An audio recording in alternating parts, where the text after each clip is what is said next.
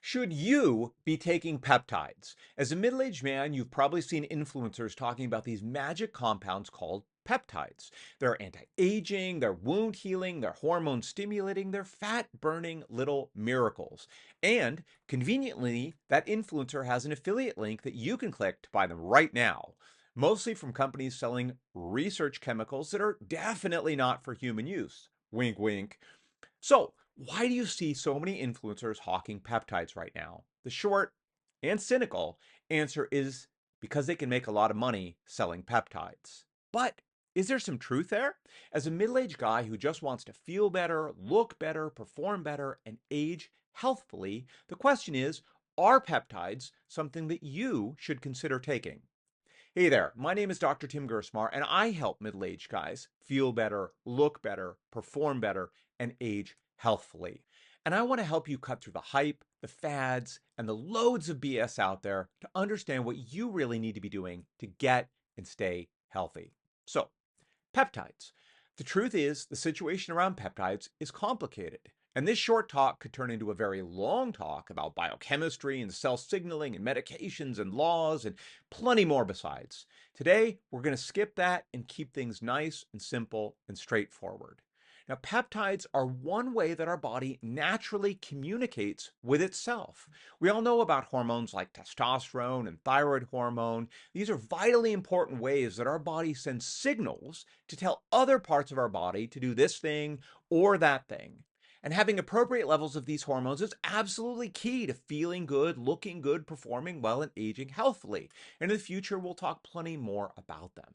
But there are also other signals that our body uses, and some of these are peptides. And we're discovering that there are a lot of peptides. Scientists have taken some of these peptides, modified them, and figured out how to produce them in a lab or a factory so it's possible that we can take them. The reality is that there are a ton of different peptides out there and more being discovered and produced every day. So for our purposes, we're going to roughly lump most of what you're going to see into three categories. One, anti-aging, two, injury healing, and three, performance enhancing. They're going to have a lot of fancy names like CJC 1295 DAC, quite a mouthful there, BPC 157, epitalin, and many, many more. Most of these peptides are going to require injections, meaning you have to give yourself a shot. Many are daily shots or even several times a day. Some of them you take for a short period of time, and many of them you're supposed to take on an ongoing basis, which basically means forever. And these peptides hold the promise of slowing or reversing aging, improving your skin, helping wounds and injuries heal, better sleep, improving your libido, and on and on and on. Now, that sounds great. So, are these peptides the latest, greatest thing, or are they just a fad? I mean, if they're so great, why aren't regular doctors talking about them and even offering them? We're going to set aside conspiracies for the moment and focus on the most important piece here. And that's simply that there's very little evidence that most of these peptides work and that they're safe. Now, some other time we'll talk about the vicious trap of evidence because it is a real issue, but it's too much for this video. So it's important to recognize that for almost all of these peptides, there's very little evidence that one, they work at all, or that they work well, and two, that they're safe.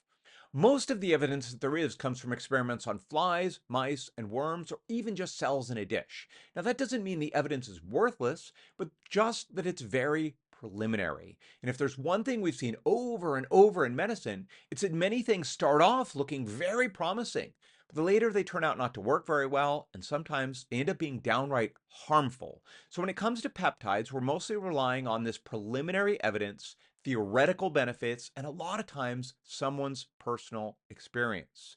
It's important to realize that most of the reason that you're seeing peptides all over the place is because a lot of influencers are making a lot of money selling peptides. If we took that away, most of this talk would collapse overnight.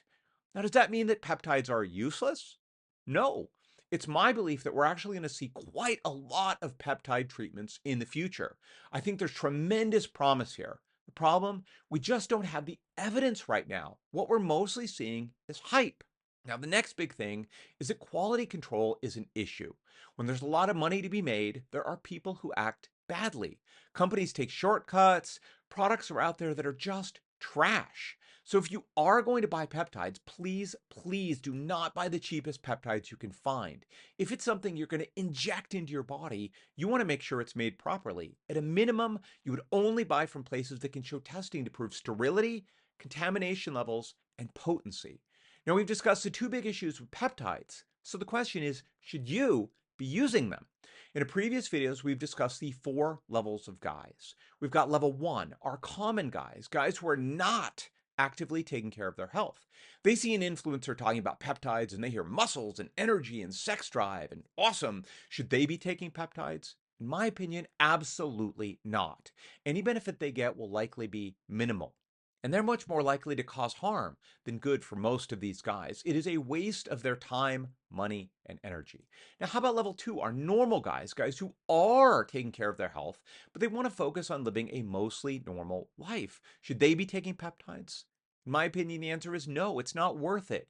The time, energy, money, and effort required versus the possible benefits don't make sense.